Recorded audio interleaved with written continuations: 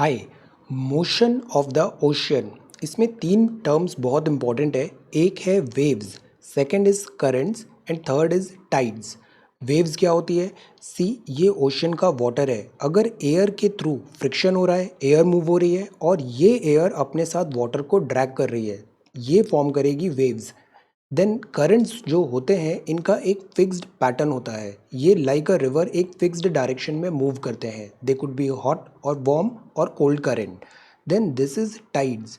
Tides जो होते हैं, tides are basically formed by this gravitational pull of sun and moon. So tides, currents and waves, इससे जो हमने 5 बिग ओशंस देखे थे, इनमें वाटर सर्कुलेशन होता है, मोशन ऑफ द ओशन होता है। कॉजेज ऑफ टाइड्स हो सकते हैं जैसे स्प्रिंग टाइड्स हैं, नीप टाइड्स हैं, spring and this neap. Tides हो रहे हैं because of this gravitational pull of moon and gravitational pull of sun. Because moon की प्रॉक्सिमिटी है अर्थ के साथ, तो मून का जो ग्रेविटेशनल पुल है वो भी एक फॉर्मिडेबल फोर्स बन जाता है। And sun obviously huge in size है। देन ये होती है वेव्स। जो वेव्स होती है इसमें कुछ टर्म होते हैं, जैसे वेव का मोशन ऐसे होता है। ये जो होता है that is called this wave length, मतलब एक क्रेस्ट से दूसरे क्रेस्ट का ये डिस्टेंस। ट्रो, ट्रो मतलब यहाँ पे ऐसे डीप बना है। वेव फ्रिक्वेंसी होती है एंड देन वेव पीरियड होता है। तो these are certain things which we are going to talk about in this chapter, movement of ocean water. ये जो ओशन वाटर है ये डायनामिक होता है। They it keep on changing. ये फिजिकल कैरेक्टरिस्टिक्स होती हैं, जैसे यहाँ पे टेम्परेचर है, सैलिनिटी है, डेंसिटी है एंड एक्सटर्नल फोर्सेस भी हैं। सन, मून, विंड्स इन्फ्लुएंस करते हैं मूवमेंट ऑफ ओशन वाटर को। ये डिफरेंट जो एजेंट्स हैं ये ओशन के वाटर को ऐसे मोशन में लाते हैं।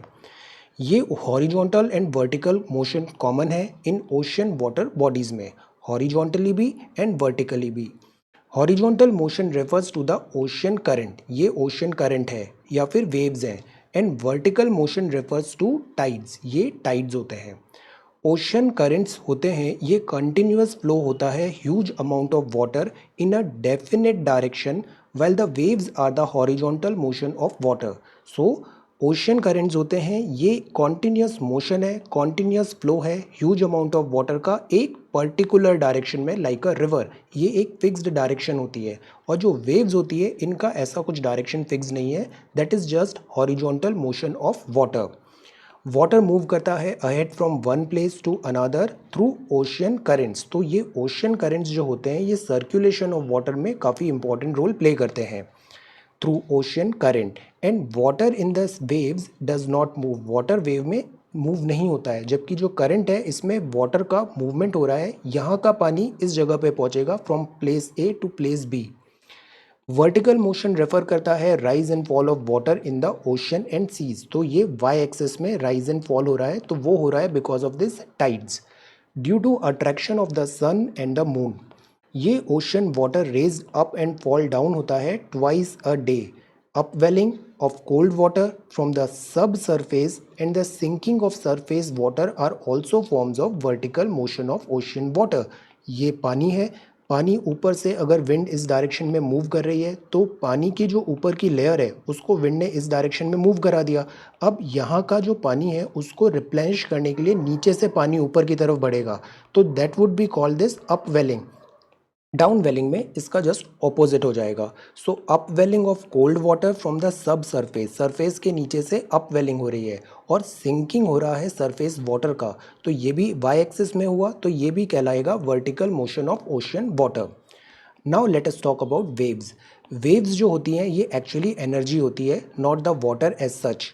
वेव मोशन जो होता है ये मूव करता है अक्रॉस द ओशन सरफेस पे, ये ओशन की सरफेस है और इसमें एनर्जी का फ्लो हो रहा है।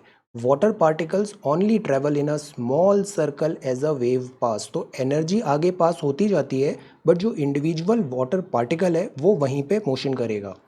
विंड प्रोवाइड करती है energy to the waves.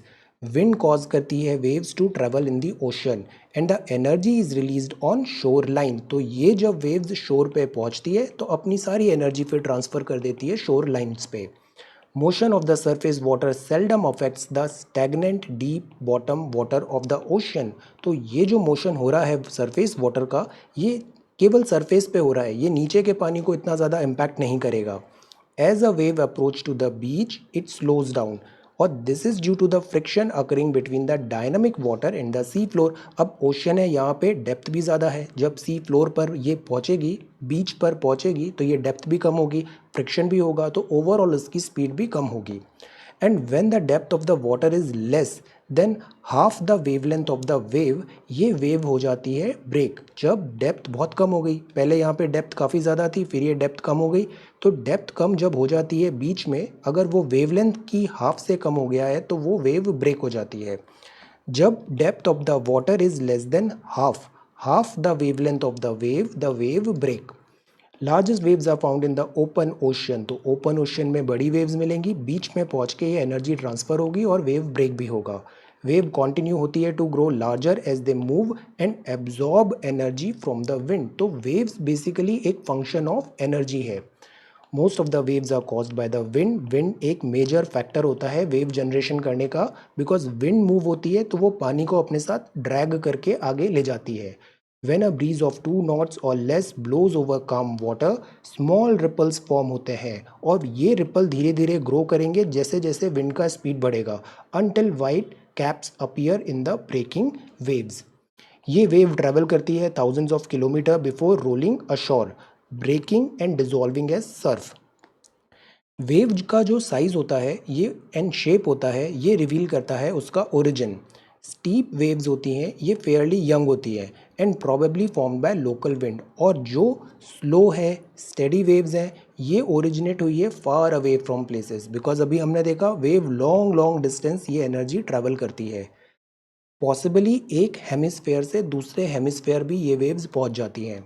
Maximum wave height है, ये डिटरमाइंड होती है स्ट्रेंथ ऑफ द विंड से। विंड की जितनी स्ट्रेंथ है उतना ही एनर्जी ये आगे पास ऑन करेगी, और वो ही डिटरमाइन करेगी कि वेव का हाइट कितना है। That is how long it blows and the area over which it blows in a single direction. Wave travel करती है बिकॉज विंड पुश करती है वाटर बॉडी को इन इट्स कोर्स, और ग्रेविटी जो होती है ये पुल करती है crest of the waves downward. Look at this diagram, ये मोशन ऑफ वेव्स है, ये वेव इस डायरेक्शन में ट्रैवल हो रही है, तो waves travelling towards the right. यहाँ जो विंड है, विंड भी ऐसे बह रही है, तो विंड इसको ऐसे ड्रैग करके आगे की तरफ बढ़ा रही है, और यहाँ पे एट द सेम टाइम नीचे की तरफ ग्रेविटी भी लग रही है। तो ये होता है ट्रो, ये जो डिप्रेशन बना है, और ये क्रेस्ट है, क्रेस्ट को ग्रेविटी नीचे की तरफ खींचेगी। तो इंडिविजुअल जो हम देखें इसमें पार्टिकल्स, तो वो कुछ ऐसे घूमते हैं। तो ये वेव्स ट्रैवल हो रही है टुवर्ड राइट, और क्रेस्ट मतलब ये हाइट होती है, ये क्रेस्ट जो है ये नीचे फॉल होता है, ग्रेविटी नीचे खींचेगी, ये क्रेस्ट फॉलिंग, ट्रो राइजिंग। तो पानी यहाँ पे ऐसे ऐसे इंडिविजुअल पार्टिकल्स मूव हो रहे हैं, और एनर्जी आगे की तरफ ये पास ऑन हो रही है। तो ये motion of waves and water molecules है। वेव मूव होती है नई पोजीशन पे। Actual motion of the water beneath the wave जो होता है वो सर्कुलर होता है। ये इंडिकेट करता है that the things carried up and forward as the wave approach and down and back as it passes. तो जैसे ये वेव अप्रोच होती है तो ये ऊपर की तरफ बढ़ेगा, और जैसे ये वेव जाएगी तो ये वापस पीछे की तरफ पुश हो जाएगा। तो ये ऐसे करके मोशन होने लग जाता है यहाँ पे। Now these are characteristics of wave. Wave जो होती है इसमें क्रेस्ट होता है और ट्रो होता है। सी, ये क्रेस्ट है और ये ट्रो है। तो यहाँ पे वेव का हाइट क्या होता है? वेव का हाइट होता है vertical distance from the bottom of a trough to the top of a crest. तो ये ऐसे है, यहाँ से लेके यहाँ तक ये जो हाइट है that is called this wave का हाइट। वेव का एम्पलीट्यूड होता है 1/2 ऑफ द वेव की height, and then wavelength होता है horizontal distance between two successive crest. तो ये जैसे आया, तो ये जो हॉरिजॉन्टल डिस्टेंस है that is called this wavelength. Wave का पीरियड होता है time interval between two successive wave crest और trough as they pass the fixed point. तो यहाँ एक हमने एक फिक्स्ड पॉइंट लगा दिया, पहला आया यहाँ पे क्रेस्ट, फिर दूसरा क्रेस्ट आया, तो इनके बीच का जो टाइम हुआ वो कहलाता है दिस वेव पीरियड। और वेवलेंथ होता है horizontal distance between two successive crest, मतलब जैसे कि यहाँ की और यहाँ की ये जो डिस्टेंस है that is called this wave.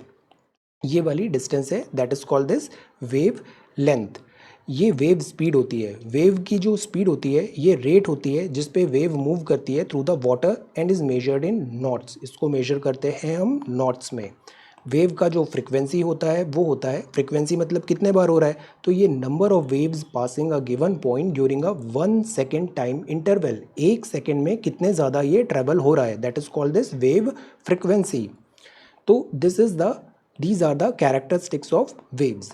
अब हम देखते हैं टाइड्स। टाइड्स का मतलब क्या होता है, वर्टिकल वाई एक्सिस में, periodical rise and fall of the sea level, ये सी का लेवल है, ये नीचे चला गया फिर देन ऊपर राइज हो गया, तो ये वाई एक्सिस में मूवमेंट हो रहा है, तो ये बनते हैं टाइड्स। वंस या ट्वाइस अ डे पॉसिबल है। ये मेनली होता है due to attraction of the sun and the moon, gravitational pull, इसको हम बोलते हैं टाइड। मूवमेंट ऑफ वाटर होता है, ये कॉज बाय मीटियोरोलॉजिकल इफेक्ट्स होता है, जैसे कि विंड्स हैं, एटमॉस्फेरिक प्रेशर है, और इनको हम बोलते हैं सर्ज। तो मूवमेंट ऑफ वाटर जो हुआ है मीटियोरोलॉजिकल इफेक्ट्स के कारण, जैसे winds and atmospheric pressure, they are called this surge. जैसे अभी साइक्लोन अम्फन आया था तो इधर एक सर्ज हुआ था, पानी इनंडेट हुआ था। Surges are not regular like tides, तो ये हमेशा नहीं होते हैं सर्ज, सर्ज तो तब होंगे जैसे साइक्लोन अम्फन आया। तो surges are not tides, tides are because of regular fall and this rise of ocean water because of gravitational pull of sun and moon, whereas जो सर्ज है ये लोकल फैक्टर्स हो सकते हैं, टेम्पोरली हो सकते हैं। It has not variation in frequency, कोई फिक्स्ड पैटर्न नहीं है, मैग्नीट्यूड नहीं है, हाइट नहीं है, simply because of this meteorological effect, cyclone and all, surge formation होता है। मून का जो ग्रेविटेशनल पुल है to a great extent and to a lesser extent the sun's gravitational pull major cause है for the occurrence of tides. Now ऐसा क्यों, because distance, gravity का मास पे तो डिपेंडेंट होती ही है और वो डिस्टेंस पे भी डिपेंडेंट होती है। तो जो मून है वो अर्थ के काफ़ी पास में है, तो उसका gravitational pull, although because moon is very very smaller than in size than in sun, but because of lesser distance moon जो है इसका impact ज़्यादा हो जाता है। अनादर फैक्टर है वो है सेंट्रीफ्यूगल फोर्स, अगर ऐसे रोटेशन हो रहा है तेज़ी से तो एक सेंट्रीफ्यूगल फोर्स भी जनरेट होता है, centripetal and centrifugal, which is the force that acts to counter the balance of gravity. Together the gravitational pull लग रहा है और सेंट्रीफ्यूगल फोर्स लग रहा है, ये दोनों मिलके बनाएंगे दो major tidal bulge on the earth पे, ऐसे टाइडल बल्ज बनेंगे। On the side of the earth facing the moon tidal bulge occur होगा, while on the opposite side through the gravitational attraction of the moon, यहाँ पर less as it farther away. See, ये ऐसा होता है जैसे ये मून है, ये ग्रेविटेशनल फोर्स है, तो ये टाइडल बल्ज एक बना मून की तरफ, अर्थ में ये पानी भरा हुआ है और ये पानी इसको खींचेगा, मून खींचेगा ग्रेविटेशनल फोर्स, तो पानी जो है वो ऐसे बल्ज बन जाएगा, this is called tidal bulge. और ये मून सन, और because of centrifugal force, centrifugal force क्या करता है, ग्रेविटेशनल फोर्स को बैलेंस करने की कोशिश करता है, तो ये इधर टाइडल बल्ज ऐसे बन रहा है तो ग्रेविटेशनल सेंट्रीफ्यूगल इधर बन जाएगा, और इन दोनों को हम ओवरलैप कर देते हैं तो ये कुछ इस टाइप का स्ट्रक्चर बन जाएगा। तो ये टूवर्ड्स मून हुआ tidal bulge because of gravitational, और ये दूसरे डायरेक्शन में हुआ सेंट्रीफ्यूगल फोर्स के कारण, ये दो रिजल्टेंट टाइडल बल्ज हुए, इन दोनों को हमने ऐसे ज्वाइन कर दिया, तो ये ग्रेविटेशनल एंड सेंट्रीफ्यूगल फोर्सेज हो गई। अब टाइड जनरेटिंग फोर्सेज होती है, ये डिफरेंस होती है between two forces, gravitational attraction of the moon और सेंट्रीफ्यूगल फोर्स, इन दोनों का डिफरेंस होता है। सरफेस ऑफ द अर्थ पे जो नियरेस्ट है मून पे, पुल और attractive force of the moon greater होगा, डिस्टेंस जितनी कम होती जाती है ग्रेविटी बढ़ता जाता है, इन्वर्सली प्रोपोर्शनल है then the centrifugal force. So there is a net force causing a bulge towards the moon, तो जहाँ डिस्टेंस कम हो रही है वहाँ पे सेंट्रीफ्यूगल से ज़्यादा इम्पैक्ट हो जाएगा ग्रेविटेशनल पुल का, तो नेट जो है बल्ज वो टूवर्ड्स द मून हो जाएगा। और जो ऑपोजिट साइड ऑफ द अर्थ है वहाँ attractive force is less and it is farther away from the moon, the centrifugal force is dominant. यहाँ ये बताने की कोशिश है कि यहाँ पे भी ये जो पॉइंट है यहाँ पे भी ग्रेविटेशनल पुल तो लगेगा मून का, बट ये डिस्टेंस ज़्यादा है, तो ओवरऑल यहाँ पे सेंट्रीफ्यूगल फोर्स ऐसे डोमिनेट करके बल्ज इधर लगा देगा, और ग्रेविटेशनल तो इसी डायरेक्शन में लग रहा है, और सिमिलरली यहाँ पे ग्रेविटेशनल ज़्यादा है तो सेंट्रीफ्यूगल तो इधर था, तो सेंट्रीफ्यूगल और ग्रेविटेशनल फोर्स इसको इस जगह पुल करेगा। तो डिस्टेंस जो मून के पास में है वहाँ पे ये ग्रेविटेशनल फोर्स इधर पुल होगा, और इसके अपोजिट में ये सेंट्रीफ्यूगल इसको ऐसे पुल करेगा, तो इन रिजल्टेंट ये इस टाइप का मोशन बन जाता है। Hence there is a net force away from the moon, और it creates a second bulge away from the moon, ये second bulge away from the moon बन गया, it creates second bulge। On the surface of the earth, the horizontal tide generating forces are more important than the vertical force in generating the tidal bulge. तो surface पे horizontal tidying generating forces हैं, ये ज़्यादा important हो जाती है. तो इस तरीके से because of this centrifugal and gravitational force ये इस टाइप से टाइड्स फॉर्म होते हैं. टाइडल बल्ज जो होते हैं वाइड कॉन्टिनेंटल शेल्फ्स में, अब अपन लोकल फैक्टर्स भी देखेंगे, यहाँ ग्रेटर हाइट्स होती है. अगर कॉन्टिनेंटल शेल्फ वाइड है तो जब टाइडल बल्ज हिट करते हैं मिड ओशियनिक आइलैंड्स में दे बिकम लो, तो वहाँ इम्पैक्ट कम हो जाता है. बट हमने कॉन्टिनेंटल शेल्फ लास्ट क्लास में देखा, तो जहाँ वाइड है कॉन्टिनेंटल शेल्फ यहाँ पे टाइडल इम्पैक्ट भी बढ़ जाएगा. शेप ऑफ बे कैसा है, एस्चुरी कैसा है, कोस्ट लाइन पे, ये भी मैग्नीफाई कर सकता है इंटेंसिटी ऑफ टाइड्स को. फनल शेप्ड जो बे होती है, लाइक ऐसे फनल शेप्ड है, ये ग्रेटली चेंज करेगी टाइडल मैग्नीट्यूड को, बिकॉज ये एनक्लोज टाइप है तो यहाँ इम्पैक्ट ज़्यादा विजिबल होगा. When the tide is channelled between islands और into bay and estuary they are called this tidal current. Current का मतलब ही होता है एक फिक्स डायरेक्शन में वो मूव होने लग गया, तो यहाँ टाइडल बिकॉज चैनल हो गया दो आइलैंड्स के बीच में या फिर बेस के बीच में, तो वो बन जाएगा टाइडल करंट. ये tides of bay of Fundy Canada में है. ये हाईएस्ट टाइड्स हैं वर्ल्ड में अकर होता है Bay of Fundy Nova Scotia Canada में. यहाँ जो है 15 से 16 मीटर तक का ऐसे हाइट हो जाता है, because there are 2 high tides and 2 low tides every day में. A tide must come in about 6, 24 घंटे होते हैं divided by 4. As a rough estimate tide rise होता है about 240 centimetre in an hour में.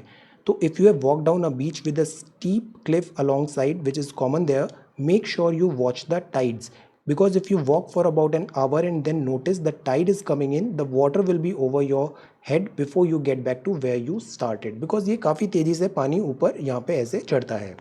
तो हम बात करते हैं अब टाइप्स ऑफ टाइड्स की.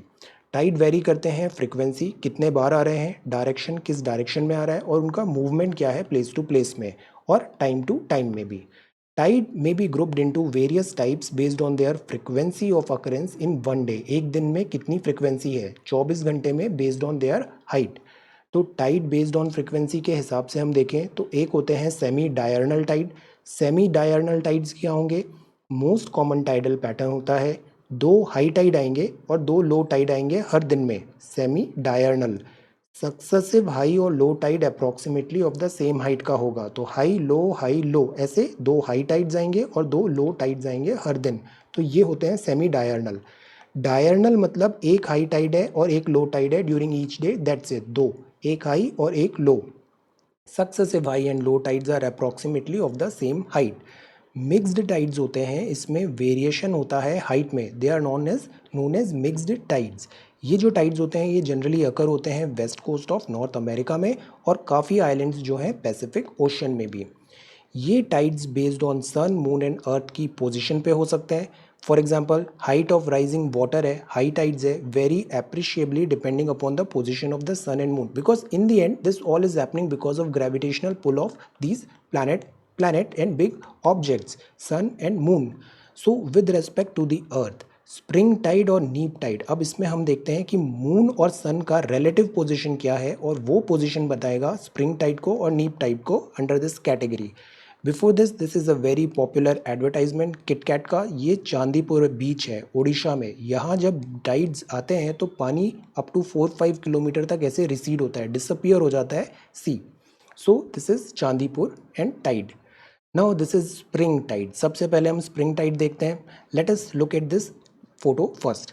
ये अर्थ है, ये लूनर टाइड है, सोलर टाइड है. स्प्रिंग टाइड में अगर ये जो मून है और ये सन है, ये दोनों सेम डायरेक्शन में वर्क कर रहे हैं, इस डायरेक्शन में, तो जो पुल है मून का पुल इधर होगा और सन का पुल भी इधर होगा, तो ये दोनों पुल एक दूसरे को एम्पलीफाई कर देंगे, तो ज़्यादा ताकत से पानी को ये इधर खींचेगा. तो जब स्प्रिंग टाइड होगा तो force of this tide would be higher. Then this is neap tide. Neap tide में बिकॉज सन का पोजीशन तो फिक्स्ड है, बट मून सन के अर्थ के अराउंड ऐसे घूम रहा है, तो मून जब इस पोजीशन पे है 90 डिग्री पे है सन के रेस्पेक्ट में, दिस इज 90 डिग्री, तो इस पोजीशन में 2 बार होगा, एक ऊपर और एक यहाँ पे ऐसे नीचे. तो जब ये पोजीशन होगी तब इन दोनों का जो इफेक्टिव पुल है वो एक लाइन पे नहीं आएगा जैसे यहाँ पे आ रहा था.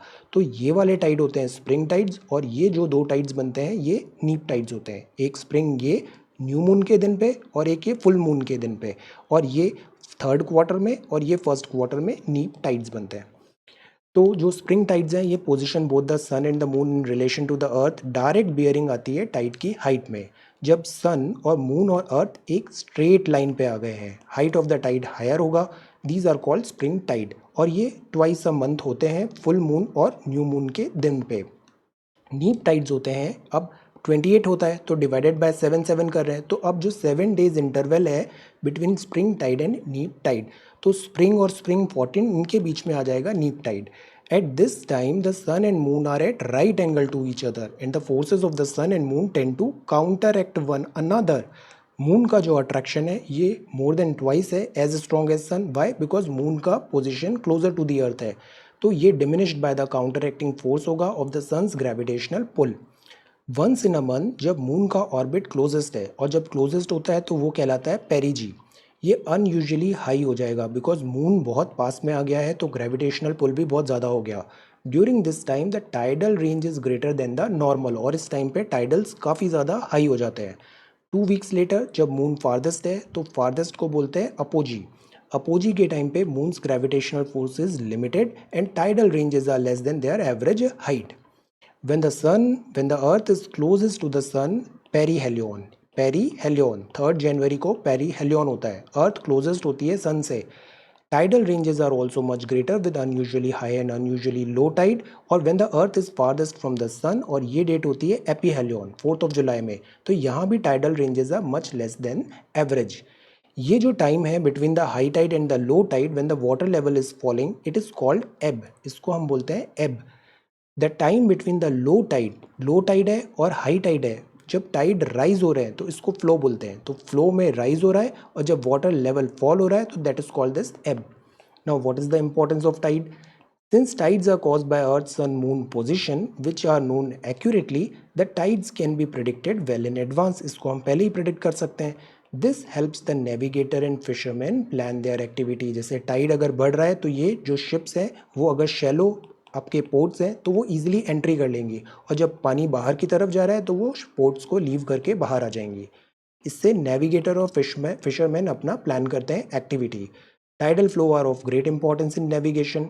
टाइडल हाइट्स बहुत इंपॉर्टेंट है स्पेशली हार्बर्स में जो रिवर्स के पास में है, एस्चुरीज हैं जहाँ पे शैलो बार्स हैं एंट्रेंस में, ये प्रिवेंट करते हैं ships and boats from entering into the harbour, तो उस केस में टाइड्स काफ़ी हेल्पफुल होते हैं। डीसिल्टेशन करते हैं सेडिमेंट्स का, जैसे रिवर सेडिमेंट ला रही है और सेडिमेंट्स यहाँ डिपॉजिट हो गए, ये टाइड्स उन सेडिमेंट्स को पुल आउट करके बाहर ले जाएंगे। पॉल्यूटेड जो होता है बीच उसको भी ये क्लियर करते हैं रिवर एस्चुरीज में। टाइड्स जनरली इलेक्ट्रिकल पावर बनाने में भी यूज़ हो सकता है। इलेक्ट्रिकल पावर बनाना है मतलब टरबाइन रोटेट करना है, और ये टरबाइन हम रोटेट कर सकते हैं because of this movement of tides as well. 3 megawatt का टाइडल पावर प्रोजेक्ट है दुर्गादानी सुंदरबन में वेस्ट बंगाल में इज अंडर वे। तो ये तो थे टाइड्स। अब हम बात करते हैं करंट। करंट्स मतलब ये रिवर की तरह एक फिक्स डायरेक्शन में फ्लो हो रहा है पानी। ओशियन करंट्स होते हैं, ये रिवर फ्लो होता है ओशन में, ये रिप्रेजेंट करते हैं regular volume of water in a definite path and direction. तो पाथ फिक्स्ड है, बेनगुएला करंट पाथ फिक्स्ड है, गल्फ पाथ फिक्स्ड है।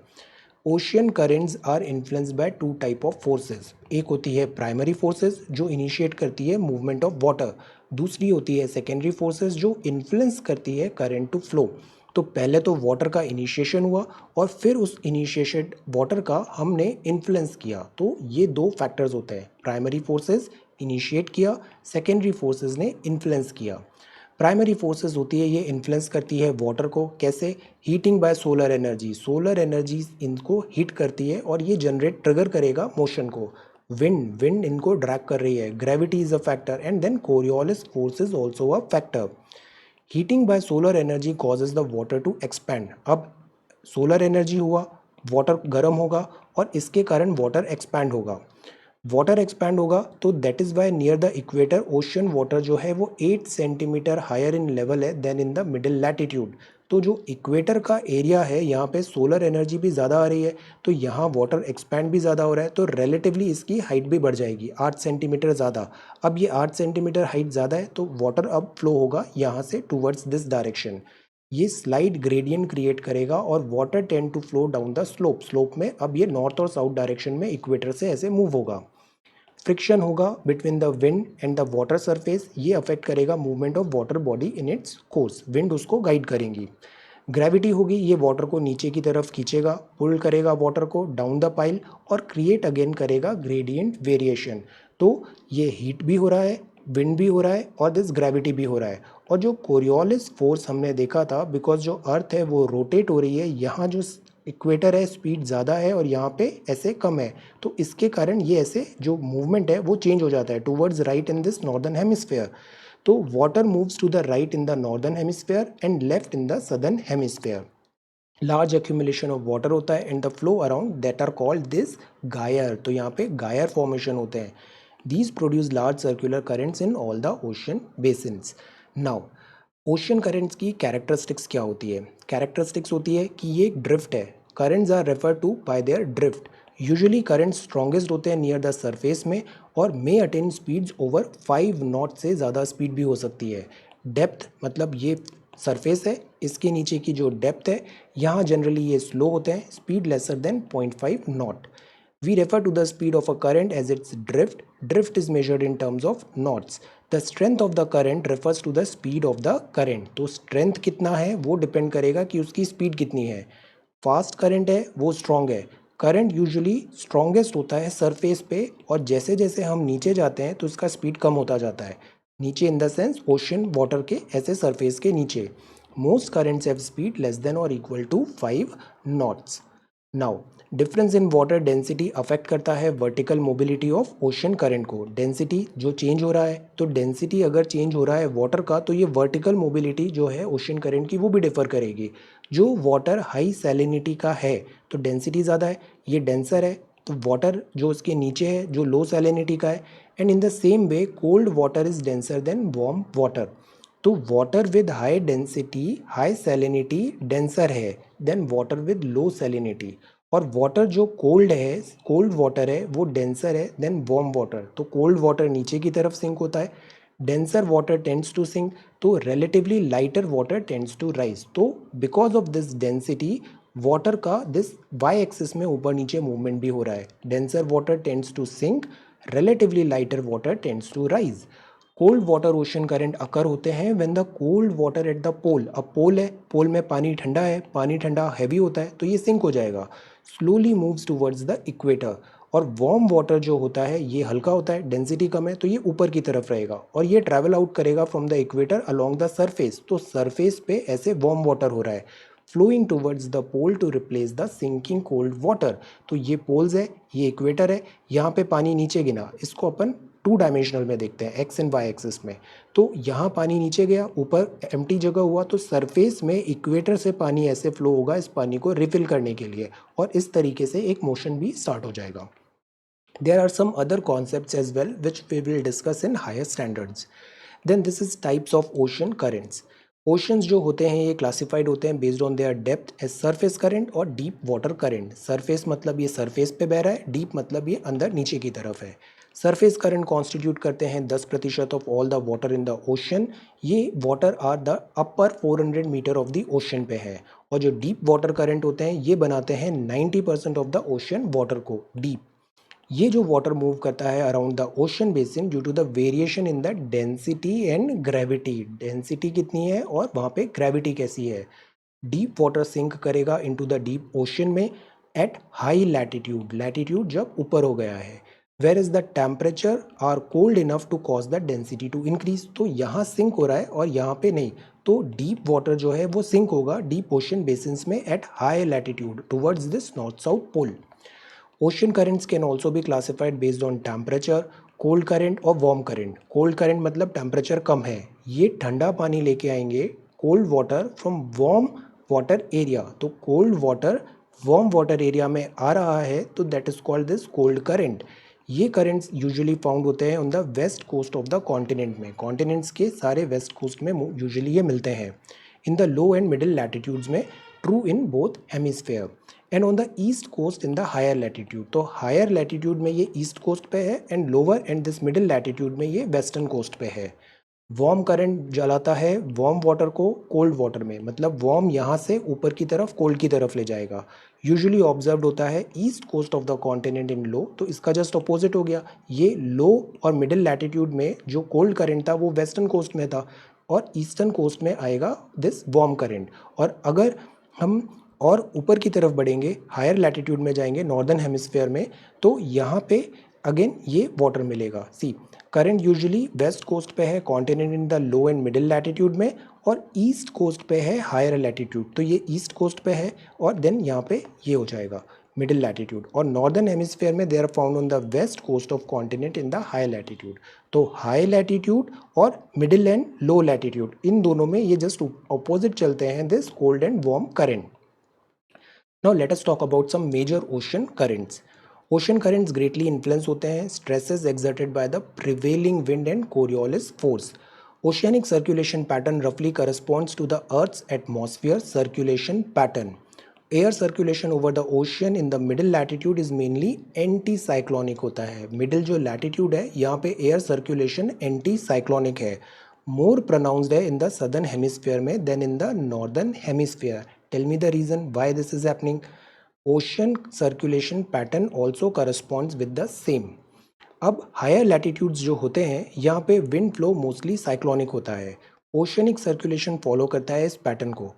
रीजन यूजुअली जैसा विंड बह रहा है ना वैसे ही करंट भी फ्लो होने लग जाते हैं। Reasons of pronounced monsoonal flow भी है। सी, ये हम अभी देखते हैं, ये ऐसे मेजर करंट्स हैं पैसिफिक में, अटलांटिक में और इंडियन ओशन में। तो ये जो विंड्स हैं ये बनाती हैं यहाँ पे monsoonal flow. Due to Coriolis force warm currents flow from low latitude tends to move to the right in the northern hemisphere, जैसे विंड मूव हो रही है ये भी ऐसे ही मूव होगा, and do their left in the southern hemisphere. Oceanic circulation transport करता है heat from one latitude belt to another in a manner similar to the heat transported by the general circulation of the atmosphere. तो जैसा atmosphere है वैसे ही this ocean water भी है। Cold water जो है आर्कटिक और अंटार्कटिक का circles move towards warmer water tropical और इक्वेटोरियल में, ऊपर से ठंडा पानी नीचे लोअर लैटिट्यूड पे आएगा, और जो वार्म वाटर है लोअर लैटिट्यूड का ये मूव करेगा ऊपर पोलवर्ड्स में। मेजर करेंट्स डिफरेंट जो हैं वो इधर फिगर 14.3 में दिया है। तो ये डिफरेंट करेंट्स हैं पैसिफिक, अटलांटिक और इंडियन ओशन के। मूवमेंट ऑफ करंट इन्फ्लुएंस हो रहा है प्रिवेलिंग विंड से। See, let us talk all of these one by one. जैसे ये आता है अपना दिस, ये आ गया नॉर्दर्न अमेरिका, ये अलास्का करंट है। तो सी, जो बोल्ड है ना ये वार्म करंट है, और जो डॉटेड है ये है कोल्ड करंट। तो दिस इज अलास्का करंट, ये कैलिफोर्निया करंट है। तो देखना जो नॉर्थ से मतलब टूवर्ड्स इक्वेटर जो आ रहा है वो ठंडा पानी है, बिकॉज ये north pole and south pole से आ रहा है। तो टूवर्ड्स इक्वेटर जो आ रहा है current that is usually this cold current. See, ये कैलिफोर्निया करंट है, ये लैब्राडोर करंट है, यहाँ पे ओयोशो करंट है, यहाँ पे ये हम्बोल्ड करंट है, and then this is Falkland current है, देन ये वेस्ट ऑस्ट्रेलियन करंट है। सी, वेस्ट विंड ड्रिफ्ट है। तो अगर टूवर्ड्स इक्वेटर वो करंट का डायरेक्शन है तो वो होगा दिस कोल्ड। और अगर ये इक्वेटर से टूवर्ड्स नॉर्थ और साउथ जा रहा है, ओरिजिन यहाँ से नॉर्थ एंड साउथ जा रहा है, तो वो यूजुअली वार्म करंट होगा। दूसरे फैक्टर्स, लोकल फैक्टर्स भी इसका डायरेक्शन डिटरमाइन कर सकते हैं, बट यूजुअली दिस हैपन्स। जैसे ये अलास्का, ये कैलिफोर्निया हो गया, फिर यहाँ आके ये ऐसे इक्वेटर पे ऐसे मूव हो जाता है, तो North Equatorial current, then South Equatorial current, और इन दोनों के बीच में this equatorial counter current flow होता है। ये हम्बोल्ड करंट है, ये वेस्ट विंड ड्रिफ्ट है, वेस्ट विंड ड्रिफ्ट ऐसे बह रहा है, ये वेस्ट विंड ड्रिफ्ट है। देन ये फाकलैंड करंट इधर Argentina, this is Brazilian current, ये इक्वेटर से नीचे की तरफ आ रहा है, ये इक्वेटोरियल काउंटर है बीच में नैरो। देन ये नॉर्थ इक्वेटोरियल करंट, यही बनता है गल्फ स्ट्रीम, और ये नॉर्थ अटलांटिक ड्रिफ्ट करके यहाँ नॉर्दर्न पार्ट ऑफ यूरोप में पहुँचेगा। फिर ये कैनरीज करंट है, दिस इज़ लैब्राडोर करंट, यहाँ पे वार्म और कोल्ड करंट का फॉर्मेशन मिक्स होते हैं यहाँ पे। फिर ये है बेंगुला करंट, ये ऐसे this western coast of Africa में बह रहा है। देन ये, अच्छा अब ये जो पानी ऐसे बहता है करंट का, ये ऐसे मोशन भी बन जाते हैं। सी, ऐसे फॉर्म भी हो रहा है यहाँ पे। See, this is like this. Then Indian ocean में एक यूनिक चीज़ होती है reversal of direction of wind, तो बिकॉज ऑफ दैट रिवर्सल हो जाता है यहाँ पे ऐसे करंट्स का भी। इक्वेटोरियल करंट, साउथ इक्वेटोरियल, ये वेस्ट ऑस्ट्रेलियन है, यहाँ ओयोशो है, ये कुयोशो है, और ये इक्वेटर है। तो ये different different type of currents है। नाउ यहाँ पे because of this pronounced monsoonal flow, Indian ocean में ऐसे करंट का डायरेक्शन चेंज होगा जब मॉनसून विंड्स का रिवर्सल होगा। कोरियोलिस फोर्स होता है तो वार्म करंट जो लो लैटिट्यूड का है tend to move to the right northern में और साउथ में लेफ्ट होगा। ओशियनिक सर्कुलेशन जो है वो ऐसे यहाँ पे मेजर दिए हुए हैं। नाउ इफेक्ट्स क्या होता है ओशियन करेंट्स का। ओशियन करेंट्स होते हैं ये number of direct and indirect influence लाते हैं ह्यूमन एक्टिविटी में। West coast of the continent जो है ट्रॉपिकल में, इधर वेस्ट वाला, एंड सब ट्रॉपिकल लैटिट्यूड में except close to the equator, ये बॉर्डर्ड बाय कूल वाटर होता है। और अगर पानी ठंडा है मतलब स्टेबिलिटी है, मतलब बारिश कम होगी यहाँ पे। Their average temperature are relatively low with a narrow diurnal and annual range, तो ये मॉडरेट कर रहे हैं वहाँ के टेम्परेचर को भी। Currents, there is a fog but generally the areas are arid, see बारिश नहीं है यहाँ पे। West coast of the continent in the middle and higher latitude are bordered by warm current होता है वहाँ पे। वार्म करंट है, टेम्परेचर ज़्यादा है, अपवर्ड ड्राफ्ट होगा विंड का, तो यहाँ ज़्यादा बारिश होगी, which cause a distinct marine climate. They are characterized by cool summer and relatively mild winters with a narrow annual range of temperature. Warm current अगर फ्लो हो रहा है parallel to the east coast of the continent में, इधर tropical में, सब tropical latitude में, तो इससे वार्म और रेनी क्लाइमेट होता है। तो जहाँ वार्म करंट है वहाँ पे रेन्स होंगी, जहाँ कोल्ड करंट है वहाँ पे रेन्स नहीं होगी। और इसी कॉन्सेप्ट से आगे बनते हैं el nino, la nina. These areas lies in the western margin of the subtropical anticyclone. Mixing of warm and cold current होता है तो ये रिप्लेनिश करता है ऑक्सीजन को, फेवर करता है growth of plankton, primary food and fish population को। The best fishing grounds in the world exist mainly in these mixing zone. तो ये थे सारे currents. Now try to answer. Upward और डाउनवर्ड मूवमेंट है ओशन वाटर का, इसको हम क्या बोलते हैं। स्प्रिंग टाइड कैसे फॉर्म होता है। Distance between the earth and the moon minimum कब होता है। एपी, पेरी, पेरिजी या अपोजी। अर्थ रीच होता है अपने पेरी हेलियन को कब और एपी हेलियन को कब। 30 वर्ड्स में वाटर वेव्स, वेव्स ओशन में कैसे एनर्जी मिलती है इन्हें। टाइड्स क्या होते हैं, टाइड्स कैसे बनते हैं, टाइड्स नेविगेशन में कैसे हेल्प करते हैं। 150 वर्ड्स में बताइए। करंट अफेक्ट कैसे करता है टेम्परेचर को north west Europe coastal areas में, and what are the causes of current. So these are certain questions, try to answer these questions. So ये चैप्टर था, इसमें हमने पढ़े these basic currents, because this is 11th standard, तो हमने same level का यहाँ पे देखा। Characteristics of ocean current, ocean current, types of ocean current, these are ocean currents. ये बीच है, यहाँ पे टाइड्स होते हैं। Importance of tides, they are very very important. Energy generation भी होता है। टाइप्स ऑफ टाइड्स हो सकते हैं स्प्रिंग और नीप टाइड, ये tides of bay of Fundy Canada. ये ग्रेविटी है और टाइड्स हैं। ये कैरेक्टरिस्टिक्स ऑफ वेव्स हैं, and this is this motion of wave and water particle. So this is called the movement of oceanic water. Now we have covered geography as a discipline, earth, landform, climate and water. Now we will talk about life on the earth. So thank you so much for watching this video. Take care, study well and be safe.